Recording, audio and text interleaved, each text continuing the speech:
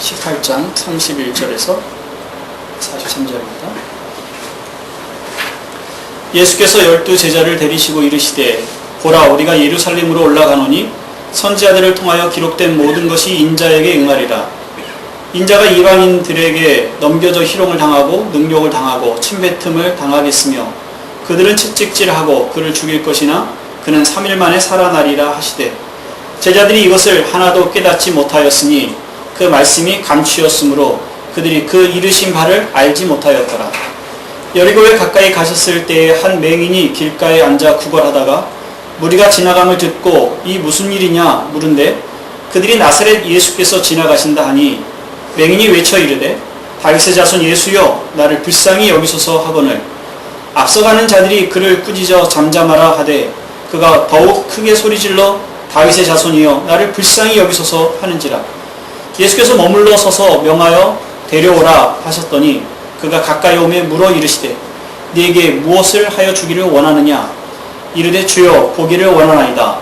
예수께서 그에게 이르시되 보라 네 믿음이 너를 구원하였느니라 하시매 곧 보게 되어 하나님께 영광을 돌리며 예수를 따르니 백성이 다 이를 보고 하나님을 찬양하니라. 아멘. 지난주에 우리는 부자 관리가 영생을 얻는 방법을 찾으러 왔다가 낙심하고 돌아가는 사건을 보았습니다. 주님께서 그의 모든 재산을 팔아 가난한 자들에게 나눠주고 나를 따르라 이렇게 요구하셨기 때문이죠. 부자는 자기로서는 할 수 없는 일이라고 생각하고 낙심을 했던 것입니다. 근데 이런 것이 부자만의 문제는 아닙니다. 자기가 할 수 없는 일이라고 생각하고 낙심하고 포기하는 일들이 신앙에 들어서려는 사람들 혹은 신앙 안에 있는 사람들 중에도 자주 일어나는 일입니다. 가까이 이제 어르신들 술, 담배를 좋아하시는 분들은 예수님 믿으세요. 그러면 나는 술, 담배 못 끊어. 그래서 못 가겠어. 그 도덕적인 요구가 있다는 걸 아는 거죠. 그 도덕적인 요구에 내가 다 맞춰서 살아갈 수 없어. 나는 못해. 그 요구가 내게는 너무 커. 그런 것 때문에 포기를 하는 겁니다. 그럼 직업적인 문제를 가지고 계신 분들도 있을 겁니다. 내가 가지고 있는 이 직업이 교회 다니는 사람에게는 적합하지 않다. 라고 이제 양심적으로 생각할 때, 그렇다고 이걸 버릴 수는 없고, 내가 할 수 있는 유일한 일이고, 생계를 위해서는 해야 되는 일입니다. 이걸 포기하고 만약에 교회를 간다면, 그는 삶의 문제가 되고, 만약에 포기하지 않고 교회를 간다면, 양심적으로 문제가 되고, 절망을 하는 거죠. 그러니 뒤로 물러나는 일입니다. 그것이 부자가 가지고 있는 문제와 다르지 않습니다. 예수님께서 제자들에게 말씀하신 바들이 우리에게 요구될 때가 있습니다.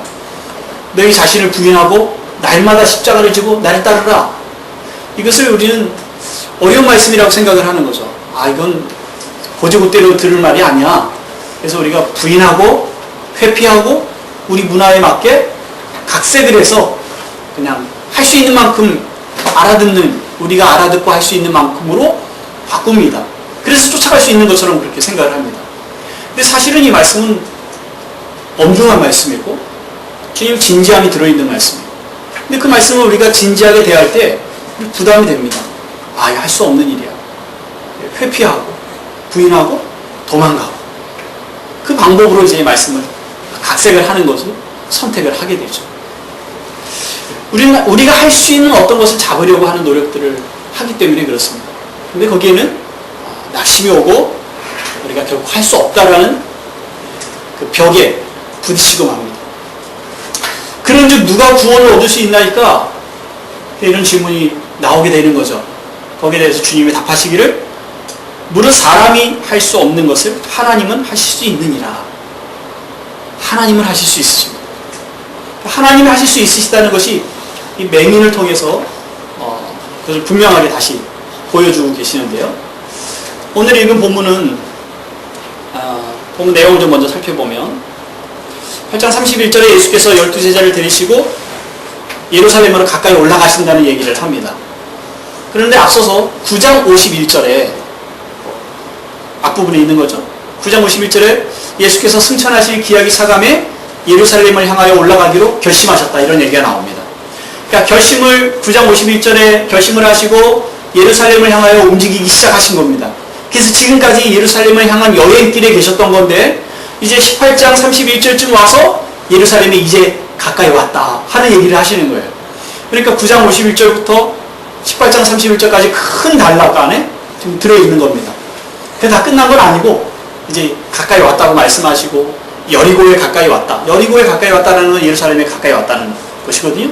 그리고 예루살렘에 들어가시는 장면을 보게 됩니다.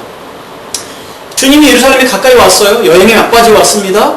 주님이 거기 들어가시면 고난을 당하시고 죽임을 당하시는 거예요. 그러니까 시간이 얼마 없습니다.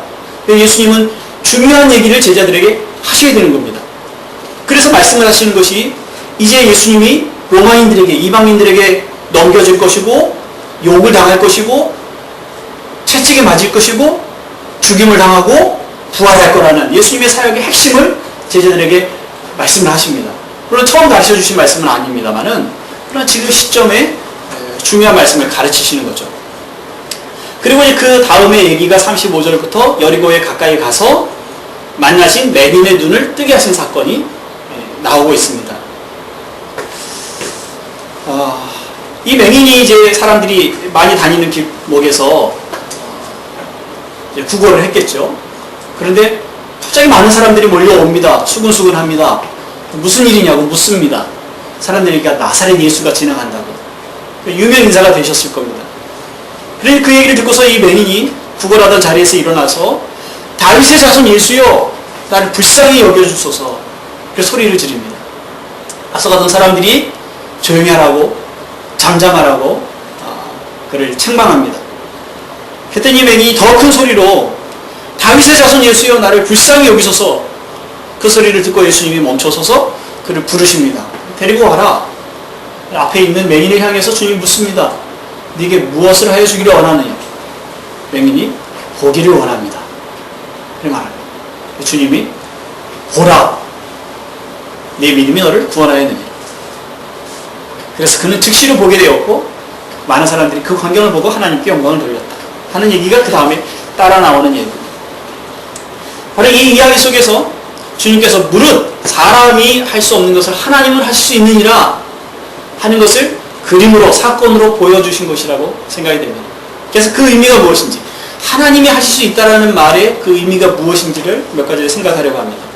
첫 번째는요. 하나님이 하실 수 있으시다 하는 것은 사람은 할 수 없다는 겁니다. 너무나 당연한 얘기죠. 사람은 영적인 무능력 상태에 있습니다. 그리스도를 아는 것, 하나님을 아는 것, 영생에 이르는 것, 구원에 이르는 것, 이것은 사람이 할 수 있는 일이 아닙니다. 이건 영적인 문제입니다. 육에 속해 있는 사람으로는 도저히 이해할 수 없는 일들입니다. 영적인 것은 영적인 사람이 되어야 이해할 수 있는 겁니다.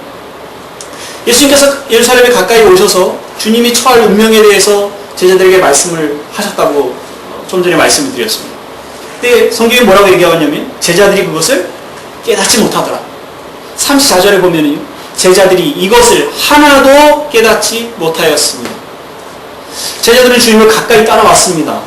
약 한 3년의 시간을 보냈습니다. 그 눈앞에서 나병 환자가 일어나는 걸 봤고요. 고쳐지는 걸 봤고 죽은 사람이 살아나는 걸 봤습니다. 맹인이 고쳐지는 걸 봤습니다. 맹인이 고쳐지고 나병 환자가 고쳐지고 죽은 자가 살아나는 것은 하나님이 보내신 자 그리스도 다윗의 이름으로 오시는 이가 하실 수 있는 일입니다. 그 외에는 그 누구도 이런 일들을 행할 수 없습니다. 그런 설교를 들었습니다.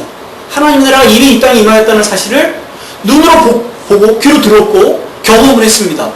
그럼에도 불구하고 여전히 그 구약의 선지자들을 통해서 예언한 말씀들이 예수님을 통해서 이루어질 거라는 사실을 알지 못하고 있습니다. 주님이 말씀해 주심에도 불구하고 깨닫지 못합니다. 제자들은 눈을 뜨고 보고 있습니다. 보았습니다. 그럼에도 불구하고 그들은 맹인과 같습니다. 보지 못하는 사람들과 같습니다. 여전히 영적으로 어두워 있습니다. 물론 주님이 제자로 부르셔서 그리스도를 알아보고 따라온 데 있어서는 그만큼은 영적으로 열려있는 사람들이 것은 분명합니다만 그러나 거기까지만 허락이 되어졌던 거죠. 그런데 이 여리고의 맹인은 정반대에 서 있는 사람입니다. 많은 병자들이 예수님을 따랐을 것입니다.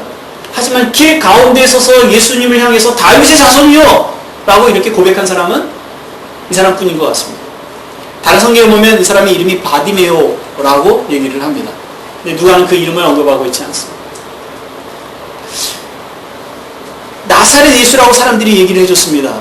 지나가는 분이 나사렛 예수야. 나사렛 예수가 왔어. 그런데 그 나사렛 예수라는 말을 이 맹인은 그렇게 알아듣지 않고 다윗의 자손이라고 알아듣습니다.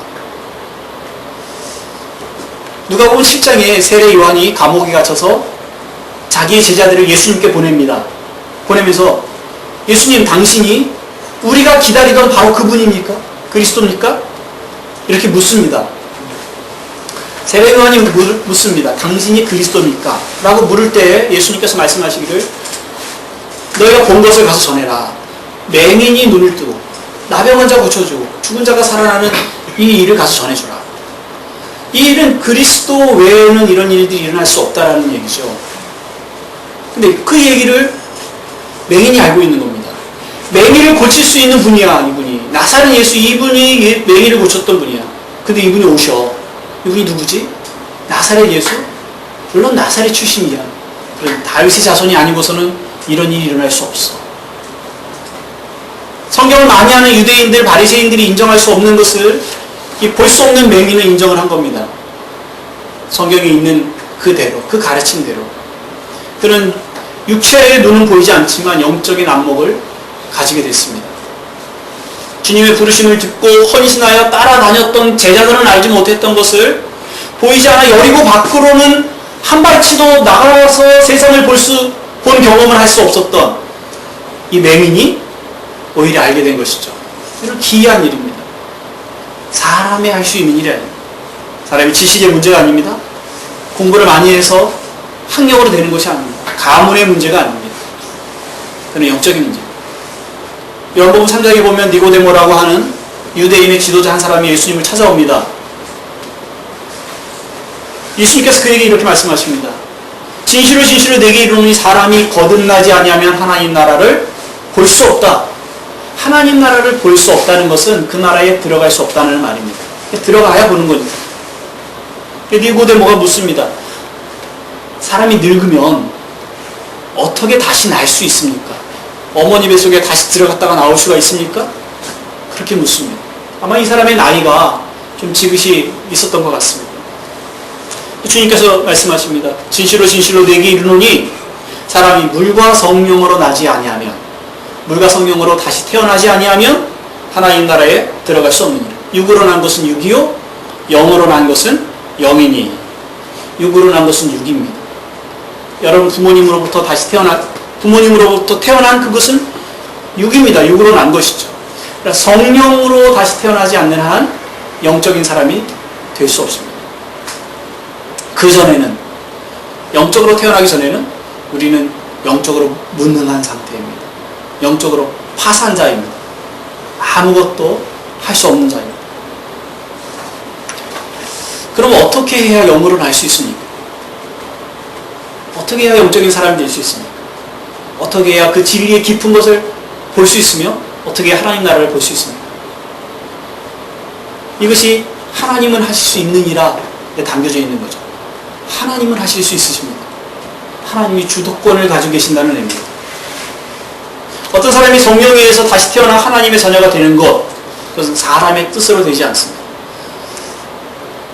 요한복음 1장 12절 13절에 영접하는 자고 그 이름을 믿는 자들에게는 하나님의 자녀가 되는 권세를 주셨으니 이는 혈통으로나 육정으로나 사람의 뜻으로 나지 아니하고 오직 하나님께로부터 난 자들이니라. 하나님께로부터 난 자들만이 하나님의 자녀가 되는 권세를 얻게 됩니다. 하나님이라고 말할 때 그 말은 참신을 말하는 겁니다. 참신. 우리는 성경이 말하고 있는 바로 그 하나님을 그 여호와라고 이름 붙여진 예수 그리스도의 아버지라고 일컬어지는, 또는 삼위로 계시는, 성부, 성자, 성령으로 계시는 그분을 우리는 하나님으로 섬깁니다. 그런데 그 하나님에 대한 복음이 들어오기 전에 이 땅에 살던 사람들은 누구를 하나님으로 섬겼죠? 옥황상제를 하나님으로 섬겼던 겁니다. 그 옥황상제가 최고의 신이요, 참신이요, 유일한 신이라고 생각을 했던 것이죠. 구약의 백성들은요, 구약의 백성들이 하나님을 떠나서 다른 신을 섬길 때 그들은 바알 혹은 아세라를 섬겼습니다. 바알과 아세라를 하나님으로 섬긴 겁니다. 그를 참신이요 유일한 신으로 섬겼어요. 여로보암이 나라를 쪼개가지고 가서 백성들을 유혹합니다. 우상을 섬기도록. 근데 우상을 섬길 때에 금으로 송아지를 만들어 놓고 뭐라고 얘기하냐면 이것이 너희의 하나님이다 이렇게 소개합니다. 그러니까 하나님이라는 단어에는 참신이라는 유일한 신이라는 그런 의미가 담겨져 있는 거예요. 하나님이라고 고백할 때. 그 하나님은 온 우주를 창조하신 분이시고 통치하시고 다스려 가시는 분이십니다. 온 우주 안에 우리가 들어있는 거죠. 우리의 삶을 계획하시고 우리의 삶을 이끌어 가시는 분이 그분이시라는 의미의 하나님이라는 고백이 담겨지는 겁니다. 그분은 모든 것을 하십니다. 이 맹인이 치료를 받았던 이 시점에서 일어난 일도 그분이 하나님이십니다. 그분이 주도권을 가지고 계세요. 다른 누구에게도 하나님은 주도권을 넘겨주실 의향이 전혀 없으십니다. 다른 우상, 다른 거짓 신에게는 물론이군요. 사람들에게도 마찬가지입니다. 어떤 사람이 이 맹인에게 와서 당신이 어떻게 눈을 떴습니까? 라고 물었다고 해봅시다. 이 사람은 그 눈뜬 행복에 겨워 이 사건을 이야기합니다. 내가 여리고 들어가는 그 길목에 앉아서 구걸을 하고 있었어. 이 사람은 구걸을 해도 몫이 좋은 데를 잘 선택을 해야 돼. 그래 마침 그때 나사렛 예수가 지나가잖아. 그래 내가 그랬지. 아 이분이 나를 고칠 수 있을 거야. 다윗의 자손이여 나를 불쌍히 여기소서. 내가 소리를 질렀어. 사람들이 말리잖아. 그런 소리 하지 말라. 그래 내가 더 큰 소리로 소리를 질렀어. 다윗의 자손 예수여 나를 불쌍히 여기소서. 그랬더니 그분이 멈춰서서 나를 부르신 거야. 나에게 물으셨어. 뭐 해주기를 원하느냐. 그래 내가 그랬지. 보기를 원합니다. 그랬더니 그분이 보라. 네 믿음이 너를 구원하였다. 그렇게 말씀하시잖아. 주님이 내 믿음을 칭찬하셨어. 그래 내가 나은 거야. 내가 보게 됐어. 그렇게 얘기할 겁니다. 이 사람이 얘기한 건 제가 의도적으로 얘기했습니다만 내가 시작하는 거죠. 내가 이렇게 했어. 내가 그를 다윗의 자손이라고 알았어. 내가 끈질기게 그분을 불렀어. 사람들이 그만둬라 했을 때에도 만약 내가 그만뒀다면 나는 보지 못했겠지. 근데 내가 끈질기게 그분을 찾았고 도움을 요청했어. 그랬더니 그분이 내 믿음을 칭찬하시고 나를 고쳐주신 거야. 그렇게 얘기할 여지가 있습니까? 이 사람이 자기 믿음을, 자기의 끈질김을 자기의 공로로 삼아 그것 때문에 주님이 나를 고쳐주셨어 라고 얘기할 수 있는 여지가 있을까요? 그렇지 않습니다. 절대적으로 그렇지 않습니다. 근데 우리는 성경의 믿음에 대한 성경 구절을 볼 때마다 그걸 강조하는 경향이 있습니다. 여기에 많은 무리가 놓여 있습니다. 그런데 이와 같이 믿음을 드러낸 사람은 이 사람밖에 없습니다. 이 사람이 대단히 놀라운 어떤 힘과 지식을, 영적인 안목을 가지고 있었던 것이 아닙니다. 하나님의 은혜가 그에게 있었던 것입니다. 이 한 장면에, 이 한 사람에게 일어난 일뿐만 아니라 우리에게 일어나는 모든 일들이 사실은 하나님이 주도권을 가지고 일어나시는 일들입니다. 우리는 눈에 보고 아는 것만을 말합니다. 그런데 하나님이 계획하시고 이끌어 가시는 것이 과연 거기에 제한을 받을까요? 빙산의 일각이라는 말을 자주 합니다. 빙산의 일각. 바다 위에 떠있는 그 빙산은 10의 1 정도밖에 안 나와 있다는 거죠. 10의 9는 그 바닷속에 감춰져 있습니다. 그것이 아무리 작은 얼음덩어리라 할지라도 혹은 아무리 큰 얼음덩어리라 할지라도 10의 1은 떠있고 10의 9는 가라앉아. 물론 그 비율이 정확한지는 모르겠습니다만 그러니까 눈에 보이는 것이 다가 아니고 눈에 보이지 않는 것이 대부분이라는 겁니다. 그런데 하나님께서는 우리 눈에 보이는 그 문제를 직면하게 하시고 그것을 놓고 기도하게 하시고 몸부림하게 하시고 노력하게 하시죠. 그리고 그 일에 응답을 하시고 그리 잘 되게 하십니다. 혹은 안 되기도 하십니다. 그러나 하나님은 그 10의 1에 갇혀 계신 분인가요? 우리는 그거 되고 안 되고에 늘 매달려 어찌할지 몰라 살아가죠. 그게 안 되면 다 안 됐다고 얘기합니다. 그게 잘 되면 다 잘 됐다고 얘기를 합니다. 근데 하나님은 그것만 가지고 일하시지 않으시죠. 하나님은 10의 9로 움직이고 계시고 그 10의 9에 어떤 일들이 일어나는지에 대해서는 우리는 전혀 알 수 없습니다. 시간이 한참 지나고 나서야 우리의 인생을 큰 그림으로 조명해 볼 때 이 일이 이렇게 있었었구나, 이렇게 진행됐구나, 하나님이 이렇게 도우셨구나, 이렇게 역사하셨구나 라고 흐릿하게 보고 고백을 하게 되는 거죠. 우리가 기도에 응답이 됐다고 해봅시다. 내가 기도를 해서 이 10의 일이 해결이 됐어. 기도하기 너무 잘했어. 하나님 내 믿음을 칭찬하신 거야. 내 기도의 끈질김을 칭찬하셨어. 거기에 우리의 공로가 있을 수 있습니까?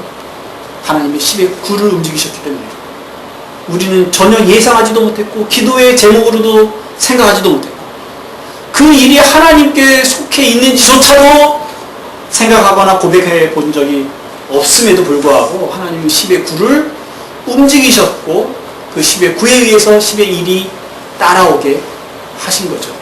거기에 우리를 동참시키십니다. 10의 일을 보게 하시고 기도하게 하시고 아파하게 하시고 몸부림하게 하시는 거예요. 거기 하나님의 은혜가 담겨져 있는 거예요. 거기 우리가 자랑할 것은 아무것도 없습니다. 주님께서 사람들이 나를 누구라고 하는지 제자들에게 물으신 일이 있습니다.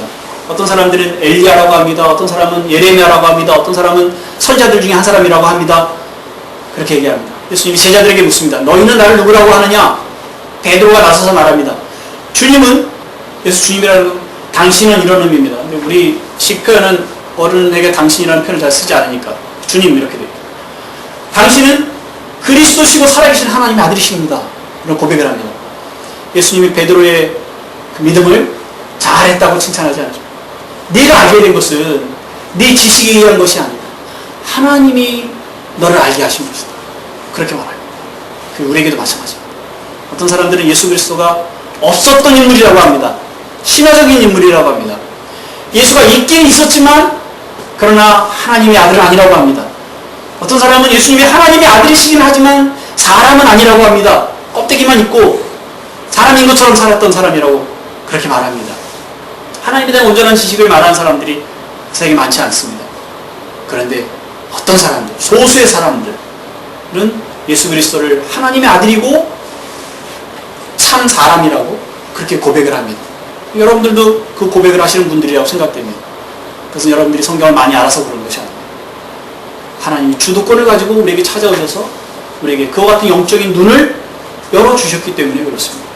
그 이전에 우리는 여리고에 갇혀서 살던 구걸하던 자리에 누가 데려다줘야 겨우 가서 지나가는 사람에게 구걸하던 맹인과 같은 영적인 무능한 상태에 있었습니다. 우리의 모습입니다. 그런데 우리에게 나사렛 예수가 다윗의 자손이라고 하는 영적인 안목을 하나님이 갖게 하십니다. 우리에게. 그래서 그런 고백이 나오게 합니다. 어떻게 해야 영으로 날 수 있을까요? 어떻게 해야 성령으로 다시 날 수 있습니까? 하나님이 하십니다.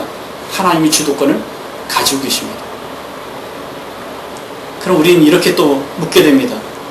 구원이 하나님의 주도권 안에 있는 문제라면 우리는 어떻게 해야 될까요? 어떻게 하면 영생을 얻을 수 있을까요? 어떻게 하면 하나님 나라를 볼 수 있을까요? 어떻게 하면 거듭날 수 있을까요? 어떻게 하면 영적으로 하나님을 알 수 있을까요? 어떻게 하면 하나님이 주시는 이 구원을 얻을 수 있을까요? 어떻게 하면 하나님이 주도권을 가지시고 하나님의 자녀가 되게 하시는 그 일에 참여할 수 있을까요? 우린 끊임없이 이렇게 묻는 거예요. 어떻게 하면 내가 할 수 있습니까? 라고 계속 물어대고 있습니다. 근데 성경이 물론 그에게 대한 답을 주시긴 합니다. 네. 근데 그보다 더 중요한 것이 있습니다.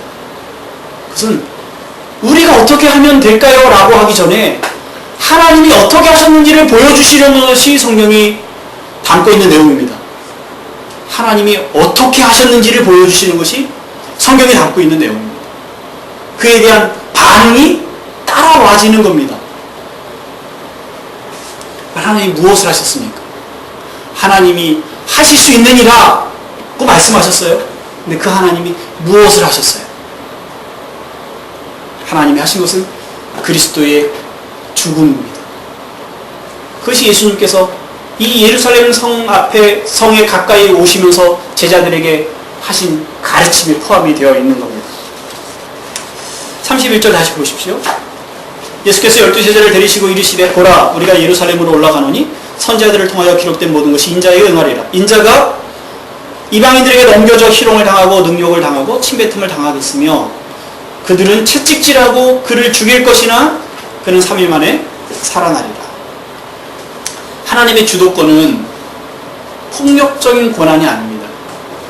어떤 사람은 구원하시고 어떤 사람은 지옥에 보내시거든요.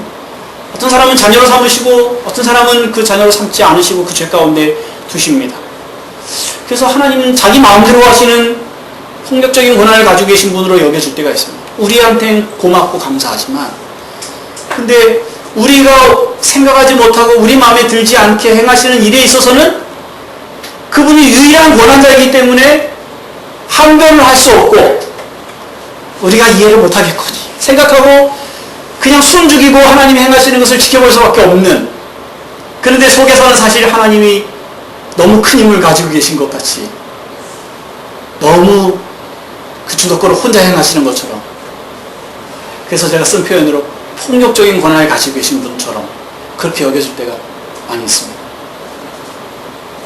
그런데 하나님의 주도권은 그렇지 않습니다. 하나님의 주도권은 사랑과 자기 희생에 의한 주도권입니다. 우리 하나님의 자녀가 됐습니다. 하나님의 자녀가 되는 권세를 가지고 있습니다. 하나님의 자녀를 권세를 가지고 있는 사람은 그리스도와 함께 이 땅을 다스리는 자리에 있습니다. 그리스도와 함께 이 땅을 통치합니다. 언제?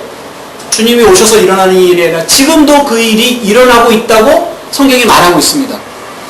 어떻게 우리가 하나님의 자녀의 권세를 가지고 그리스도와 함께 세상을 통치합니까?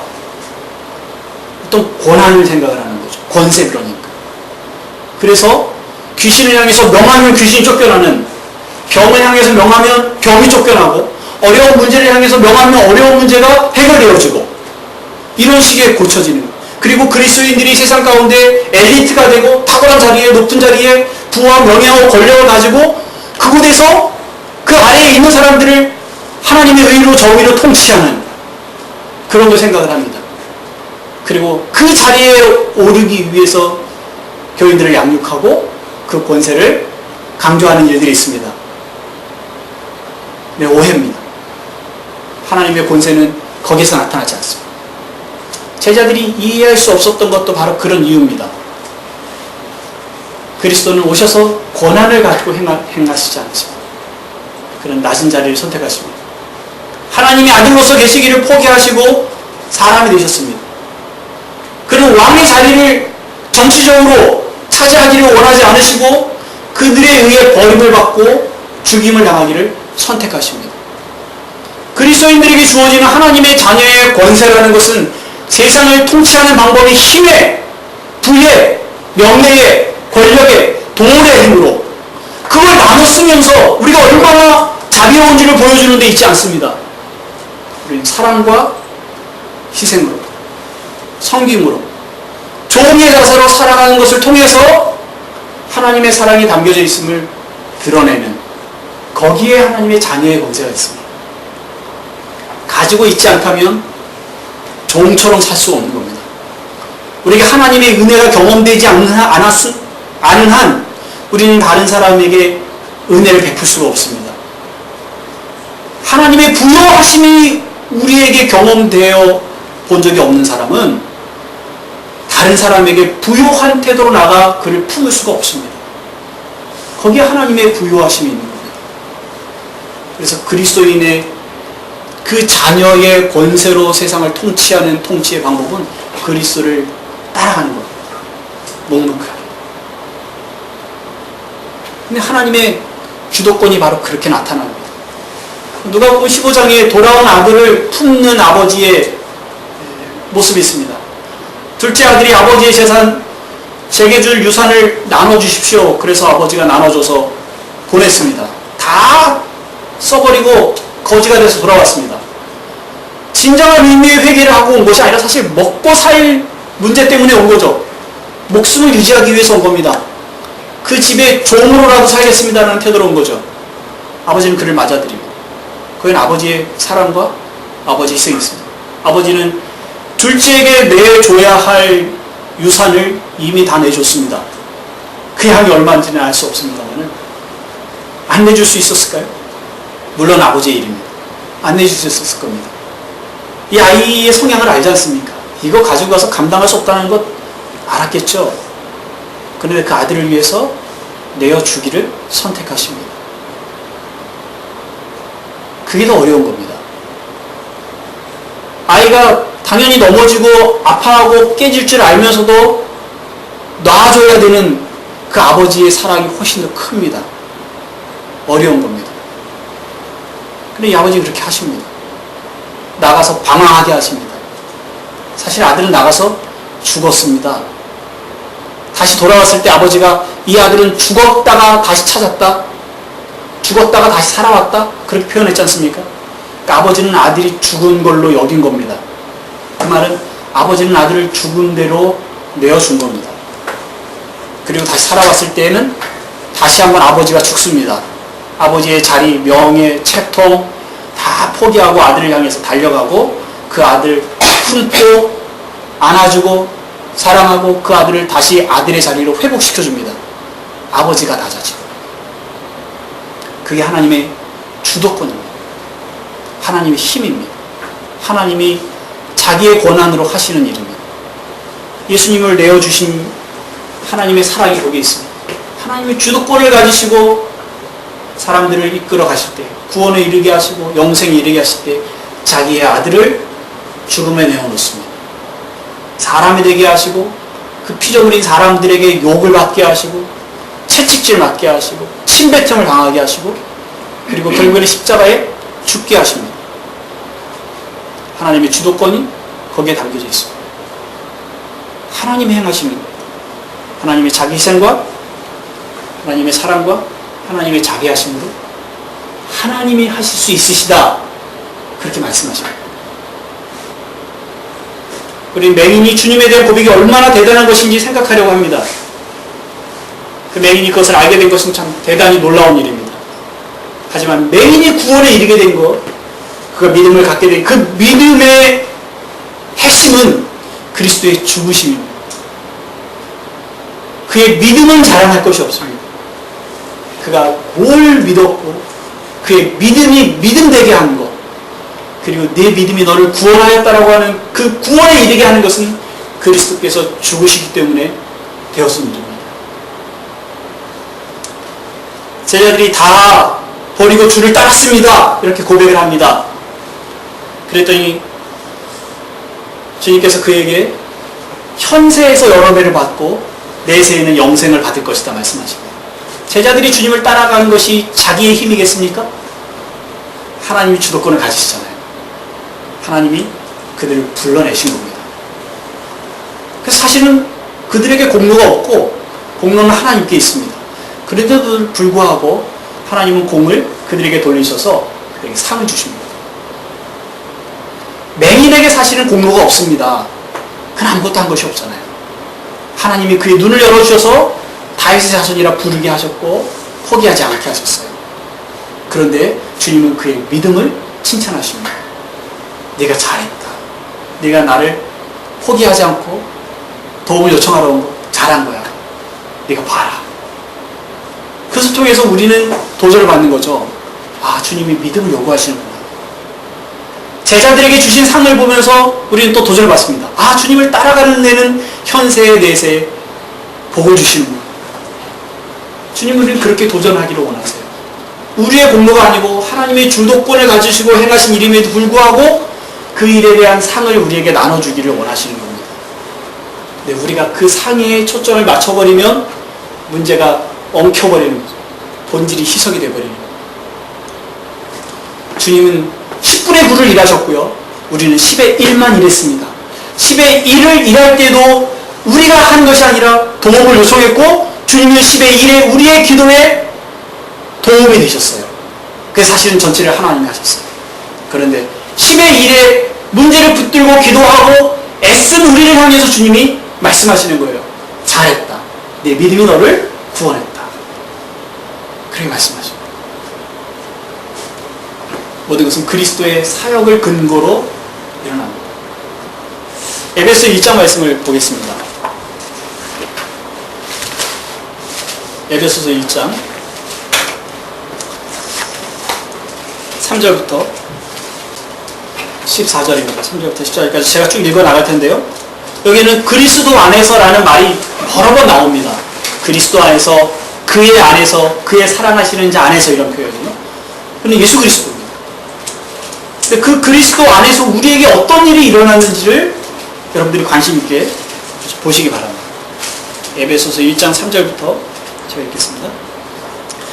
찬송하리로다. 하나님 곧 우리 주 예수 그리스도의 아버지께서 그리스도 안에서 하늘에 속한 모든 신령한 복을 우리에게 주시되 곧 창세전에 그리스도 안에서 우리를 택하사 우리로 사랑 안에서 그 앞에 거룩하고 흠이 없게 하시려고 그 기쁘신 뜻대로 우리를 예정하사 예수 그리스도로 말미암아 자기 아들들이 되게 하셨으니 이는 그가 사랑하시는 자 안에서 우리에게 거저 주시는 바 그의 은혜의 영광을 찬송하게 하려는 것이라. 우리는 그리스도 안에서 그의 은혜의 풍성함을 따라 그의 피로 말미암아 속량과 죄 사함을 받았느니라.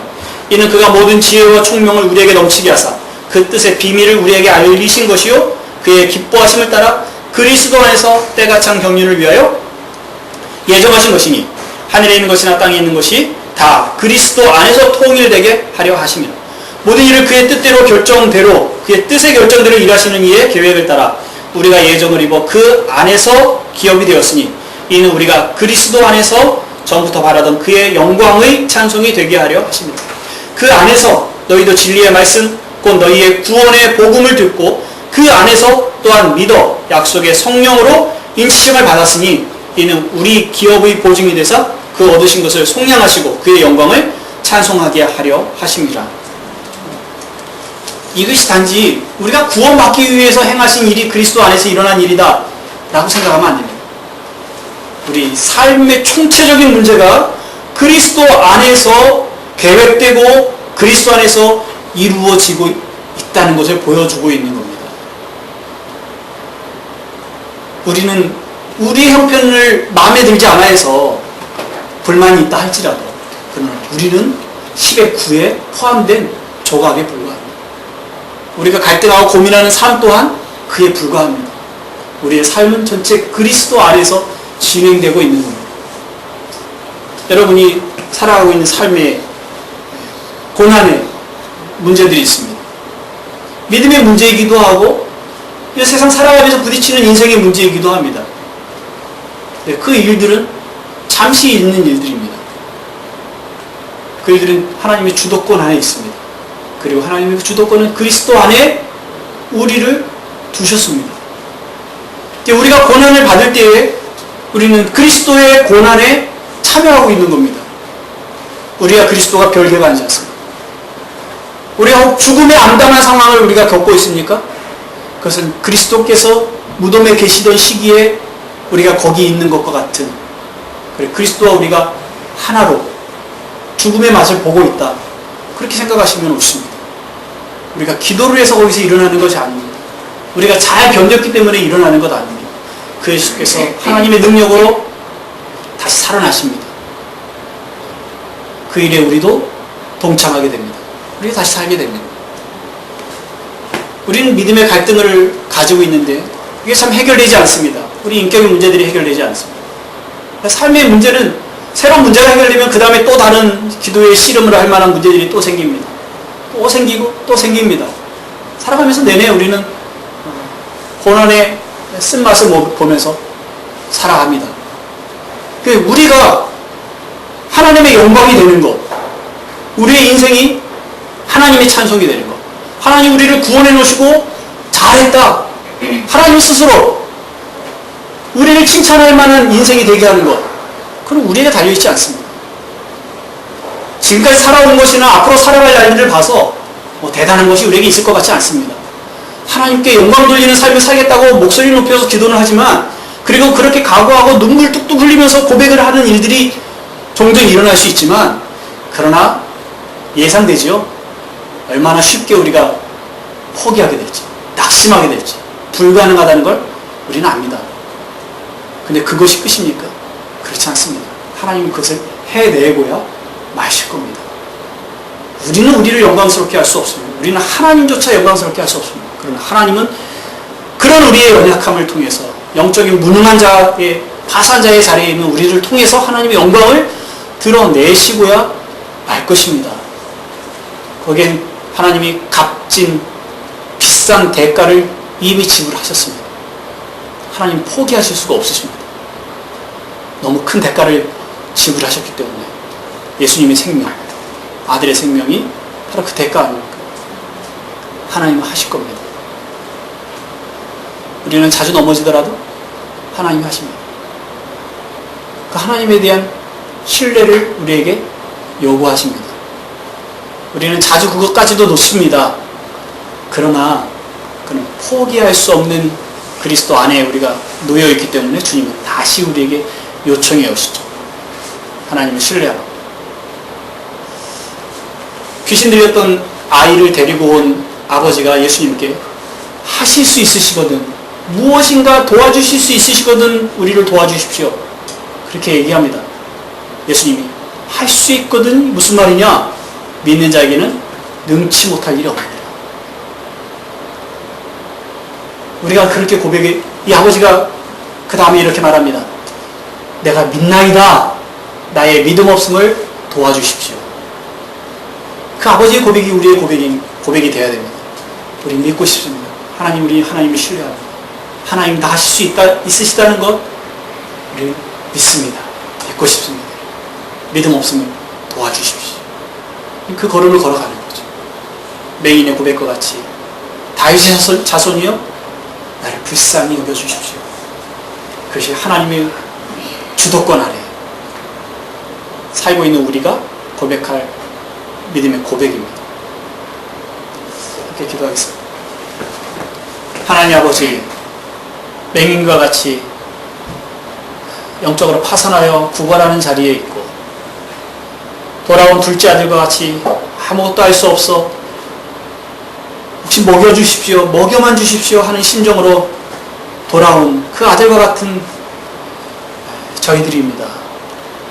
하나님이 긍휼을 베풀어 주시고 하나님의 아들의 생명을 대가로 내어주셔서 우리를 아들과 같이 그 자리에 있게 하시고 아들의 권세로 우리를 회복시켜 주시고 하나님의 영광의 그 이름으로 살아가도록 그리스도 안에 우리를 두신 것 감사를 드립니다.